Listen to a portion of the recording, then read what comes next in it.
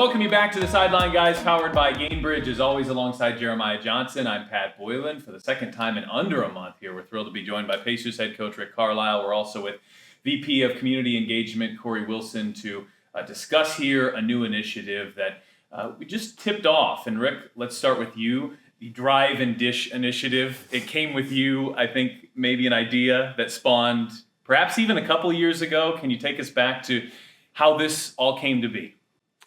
Yeah, so during the period in the bubble, there was a lot of focus on social justice, obviously, and the coaches formed an alliance called Coaches for Racial Justice. It was a big thing. Everybody wore pins for every game, and we really mobilized our group of coaches, our group of head coaches.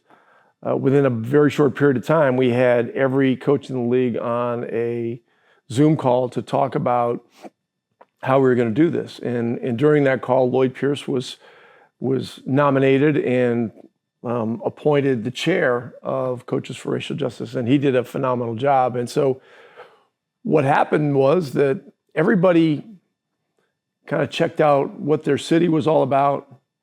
Everybody looked to get involved with some kind of a social justice initiative within their city. What you find out is that all cities are different. They have different characteristics, different personalities, different ways that the government functions, et cetera. In Dallas, I ended up partnering with an amazing woman named Colette Flanagan, who is the leader of Mothers Against Police Brutality. And so I had an amazing experience with her for a couple of years. When I came here, I got with Corey early on. I talked to Lloyd about it. Lloyd's been a great person to kind of run ideas by and so on and so forth. And there were a lot of good ideas, but nothing that really was, really kind of felt like the perfect one. And then we came across the concept for Drive and Dish to address hunger, / food insecurity in Marion County, where 25% of the population is directly affected. And so this is something that just felt like the right way to go. It's been a good year in the making. Corey has done, just an amazing job of putting together everything from the conceptual things, the designs of the food boxes. We've been able to recruit some other partners. Steve Simon is a major contributor. The Indianapolis Colts are a major contributor. The Pacers Foundation, myself, Mark Boyle has put in a significant contribution. A gentleman named Joe Sunderman from Penn Station Subs has donated, and a man that if people were at the press conference the other day are familiar, a gentleman named Clay South, who I met about a year ago in an airport, just casually saying hello, and he introduced himself, said, "Hey, I'd love to do something in the community, maybe with the Pacers sometime," So we exchanged numbers, and oddly enough, about a month and a half ago, I got a text from him saying, "Hey, if there's ever anything, and so Corey and I were talking, so I called him up, and he stepped up big with a very significant contribution, and we'll do a check presentation at one of our games from his company called USA Upstart, which is a worldwide disaster relief company. And so that's kind of how the whole thing has come together. The press conference on the 15th is something that's been on the books for many months, and just really proud that that we're able to get a really strong starting point with $530,000 to right off the bat. And my goal is that this can be, that we can get this to a point where it's $1 million a year commitment. We got so many amazing companies, worldwide leaders, in Indianapolis and in surrounding counties and so forth. It would be great to have some of them come on board, and hopefully that opportunity will present itself as we move along. Very impactful to see how this has all come together, the foundation you're starting on here. Corey, I'm going to hit you with a couple here right off the bat. Let's start with this. Everybody knows Rick and his background, and I think they're getting familiar with you. You're everywhere in the community. But if you can share a little bit of your background, you came to PSNE at an interesting time, March 2020. Take me through kind of joining PSNE into where you are now and everything that you do. You're right. Yeah, I've been here for just 3 years, coming in the middle of COVID. During that same social unrest and unrest in the world, was an interesting time to come in. But it was the right time to marry up with the vision that Coach presented. And so over those past 3 years, and really looking at our organization and thinking about how we build authentic and intentional relationships has been at the core of what I've been trying to do here. And so this Drive and Dish program is just yet another example of that. Really proud of the opportunity to bring forward this for our community as a lifelong Hoosier, born and raised here in Indianapolis. It really speaks to the fact of my commitment to being able to give back. You're also the executive director of the Pacers Foundation, which is going to come into play in this as well, because it's a vehicle in which you can donate to this initiative. But take me through. So the coach comes to you and says, I have this idea. How do you work together, and how do you make it become what it is here today? Yeah, so I will be honest, my experience has been not too frequent, the opportunity to work with the coach of the basketball team in thinking about initiatives. And so when Coach Carlisle called, I was immediately thinking about scale and doing something that was sizable and impactful. And then even so, that was tweaked even more so by Coach being more really intentional in saying we've got to make something big. And so to his point about it taking a while, he said no a couple times on some ideas that came forward. But I appreciated the opportunity to be a real deep thought partner in coming up with something that we both aligned with, that said this is the right thing at the right time. Rick, could you follow up on what he said? Because I know how much Indiana means to you, the time you spent here previously and now to come back and what you're trying to do on the court. But it's not just about championships on the court, it's off the court. So how passionate are you about this project and being able to help people that may not even ever be at the games, but you're going to do a lot of good in the community? Yeah, I mean, Indiana and the Pacers organization has been life-changing for me.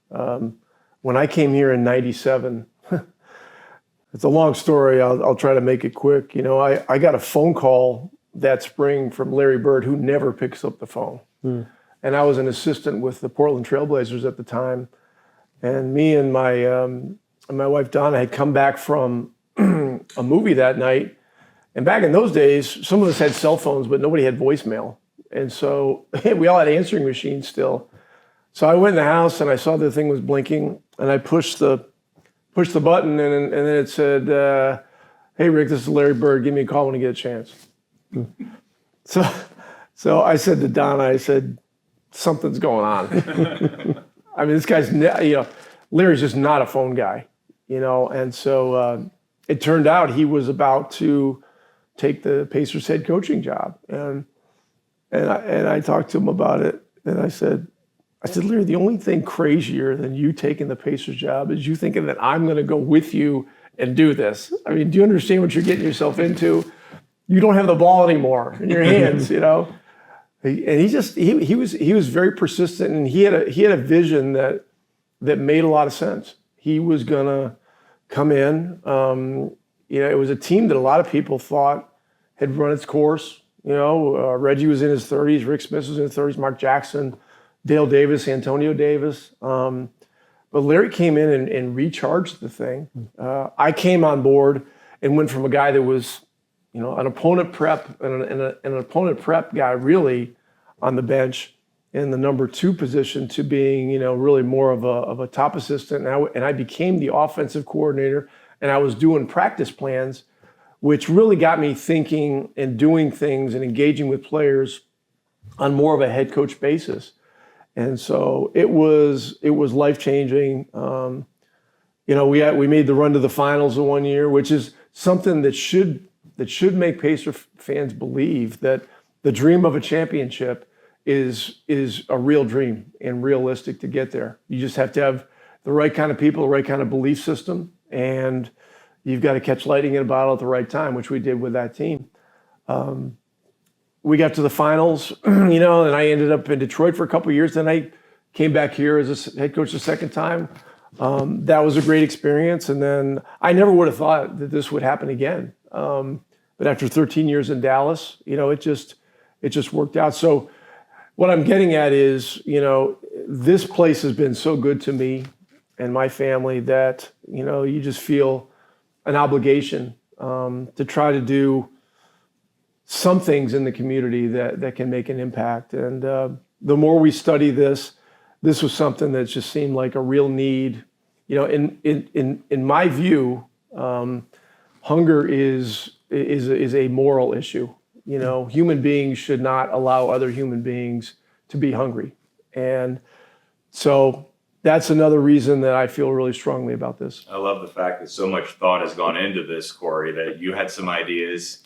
It didn't match with Rick's vision, and then this is the vision. And now that it's in a reality, we see the boxes for Drive and Dish. But for those that aren't aware, share some of the details of exactly how this whole process will work. Sure. Yeah, you're exactly right. So these boxes will contain 20 pounds of fresh produce. So one of the other things we identified through our work together was that some of the food that the food pantries and other resources have in the community, it's not healthy, sustainable food. So these boxes will contain fresh produce, 20 pounds of it, as I said. And so there will be 500 boxes that will go to an east side location called Edna Martin, and 500 boxes to Christamore House on the west side, to deserving persons that request them at those two locations for the next 52 weeks, starting in January.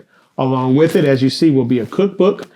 Sometimes I don't know what goes with rutabaga and celery, so people will have an understanding of what to do with those different fresh produce items that are in the box.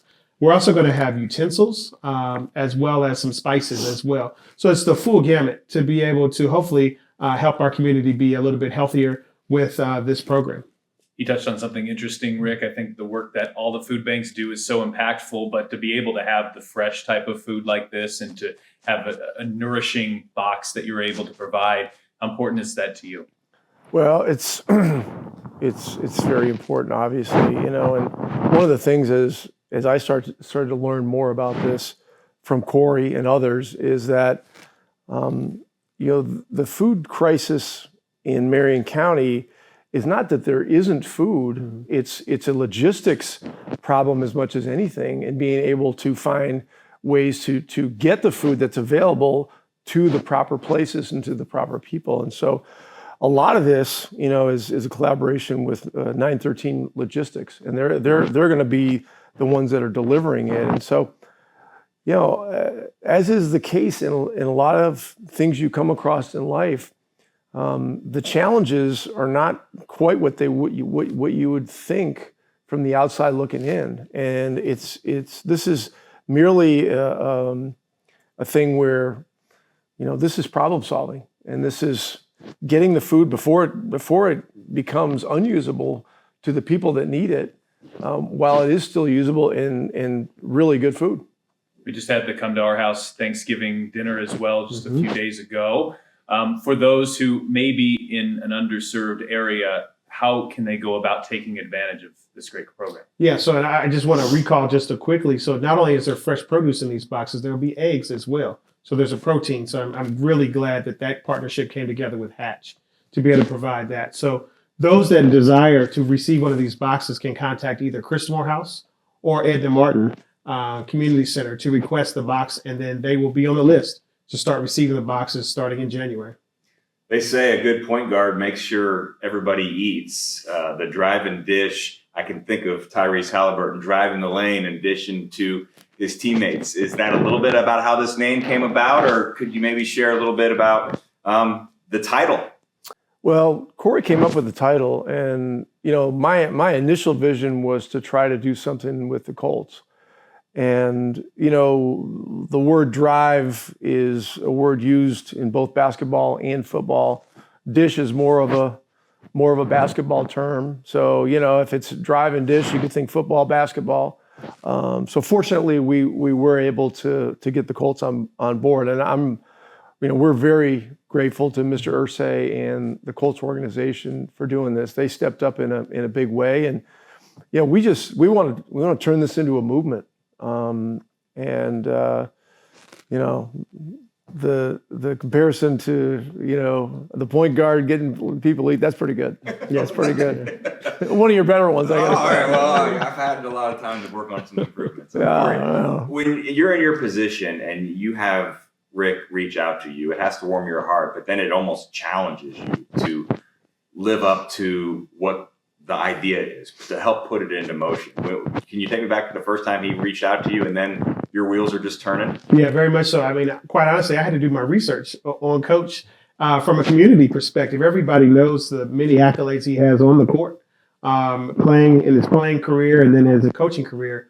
But I wasn't as familiar myself with what he had done in the community with some of the organizations he referenced earlier in Dallas and beyond.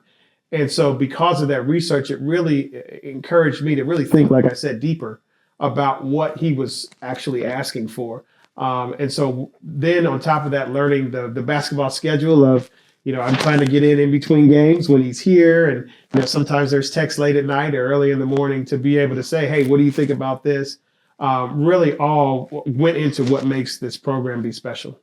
For somebody listening or somebody watching here, they say, I want to donate. I want to help. How do they go about it? So pacersfoundation.org is where you would go to donate any contributions that you would like to go towards driving this. Just do that as a special designation. All tax deductible contributions through the foundation. So pacersfoundation.org. Before we hit you on maybe a basketball question or two, anything we haven't asked you about this program that you'd like to mention? Yeah, just that I just think you have to think big with things like this, and you got to find ways to get it out there, to let people know what you're doing, and then build momentum. I have a really strong belief that there are other companies, corporations in our community that will see this as an opportunity for them, and I think we can make this one of one of the best efforts of its kind, relative to a sports organization that's ever been. But it's going to be work, and it's going to be consistent work, and we appreciate you guys a lot, giving us this opportunity to bring it a little more forward to the public. Well, we thank you both very much. I know I speak for JJ. We tip our caps to you, and hopefully this is the start of something that's really meaningful and powerful for years to come. Thank you.